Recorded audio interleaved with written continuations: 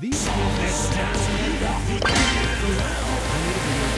some skins that were never released. And guess what? Almost all of them are now in the Japan. So it looks like they're slowly adding these